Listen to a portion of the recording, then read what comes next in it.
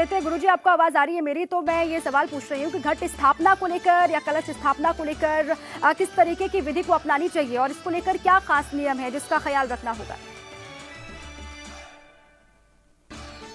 जी दीपा जी, सर्वप्रथम ये है कि कलश स्थापन का जो सबसे पहले शुभ मुहूर्त में स्थापना करना चाहिए और वो मुहूर्त जो है वो प्रातः 6:17 से लेकर के 7:37 तक है और अभिजीत मुहूर्त जो प्रारंभ होगा वह 11:27 से लेकर के 12:46 तक ये अभिजीत मुहूर्त है। अगर इस समय तक भी आप कलश स्थापन नहीं कर पा रहे हैं तो 8:32 रात्रि तक प्रतिपदा है।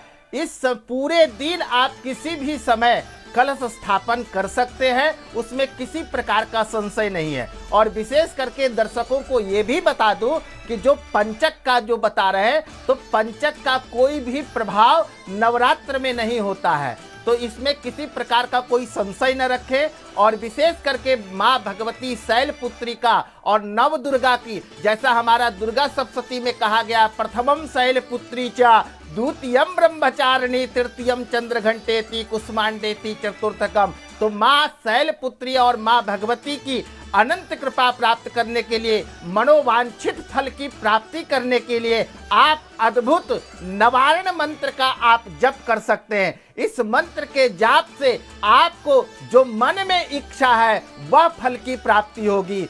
तो यह मंत्र अद्भुत है, चमत्कारी है।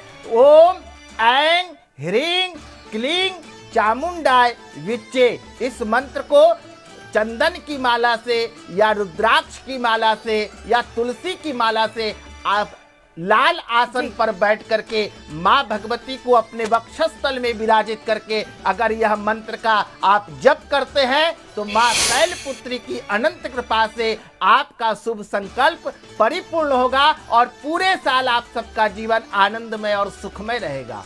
बिल्कुल गुरुजी, जिस विधि को आपने बताया और जिस तरीके से आपने कहा कि शुभ मुहूर्त का ख्याल रखना है और पूरी विधि विधान के साथ माँ की आराधना करनी है, जो बातें गुरुजी ने बताई हैं उनका अगर ख्याल रखा जाता है तो माँ का आशीर्वाद तो मिलेगा ही और साथ ही मनोवांछित फल भी मिलेगा भक्तों को। ये बात गुरुजी बता रहे थे। बहुत शुक्रिया आपका गुरुजी, हमसे जुड़ने के लिए भी और तमाम जानकारी दर्शकों को देने के लिए भी।